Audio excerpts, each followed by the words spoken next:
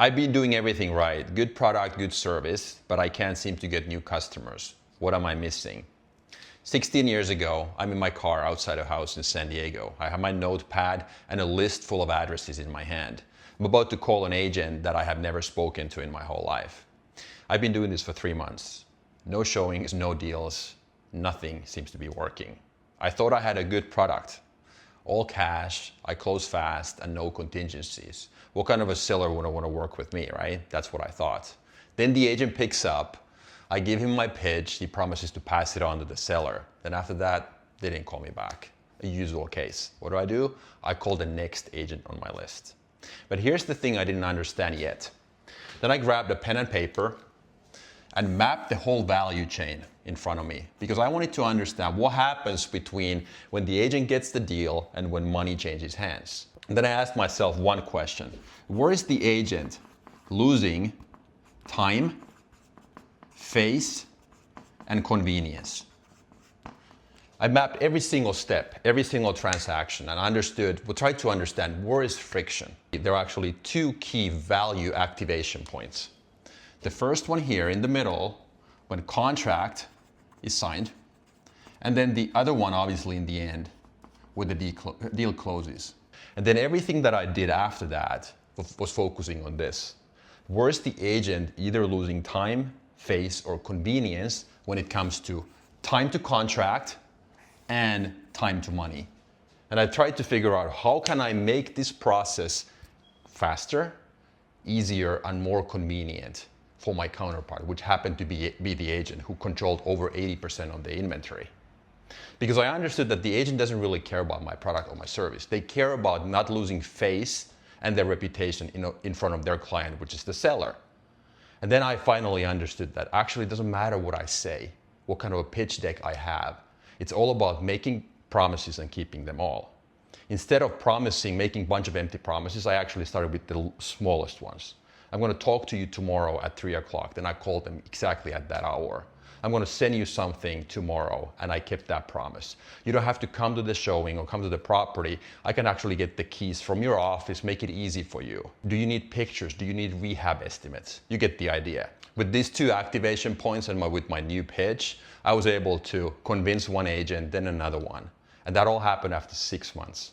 That's when I got my first deal. But at that point, I was already working with my 3rd buyer's agent. The first 2 quit on me. They said that this is never going to work. During that first 6 months, there were plenty of rejections, plenty of people laughing at me saying that, okay, well, your promises, I don't know you. It doesn't really matter. I already work with my guys.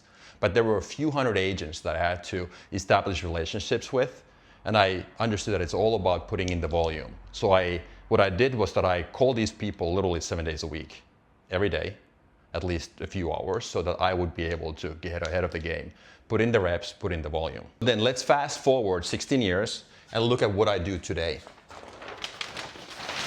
The business you guys are familiar with, me trying to help you or whoever is on the other side of the camera, building my brand, coaching, helping others. What did I do first? Guess what? I mapped the same value chain, trying to understand the key activation points, time to value. It all starts when I actually post a video, then people watch it, and then here come the 2 really critical ones. And an educator's goal is to make sure that your problems get solved and ultimately your behavior changes. So I figured that there would be 2 activation points again. So the first one, when questions are answered, and then ultimately, here in the end, when the behavior changes. And these 2 really became my anchors, my stars. And then, guess what? I did the exact same thing. My audience, how can I make it faster? How can I make it easier? How can I make it more convenient? How can I deliver something within the first 90 seconds? I try to tell a story and I try to go into the solution as quickly as possible. And then how can we make sure that people's behavior changes ultimately? Those were my goals. The formula was the exact same, it's just a different business. But a couple of other changes or differences between the San Diego business and this one. First of all, there is nobody I can call. There is no address list. and the market is global, not local. So right now, somebody who's watching my videos at 2 o'clock in the morning wants to start over at 40, wants to do something else, or wants to try to figure out if the thing that they did was a complete mistake. I need to be able to reach that person by understanding what value that these people mean, and I need to be able to do it consistently. As far as timing goes, I'm 2 years in. I have a couple of paying clients, but I'm not done yet. To me, it's all about value and then consistency. And consistency means that how many people know you are out there. In my case, in my San Diego business, I had to just keep advertising. I had to promote myself by picking up the phone. Here in this case, it's a completely different thing. If I want to reach a global audience, try to build my personal brand, I need to be able to show up in front of the camera. So going back to the question in the beginning of the video, when somebody asks me, what does it take to get new customers? My answer is always this: map the value chain. Ask yourself this one question: where's the friction? What are they trying to buy? What are the things that I can go and identify as part of the value chain? What are the friction points? What are the pain points? And then highlighting those and actually solving them. That becomes your product, not what you're trying to offer.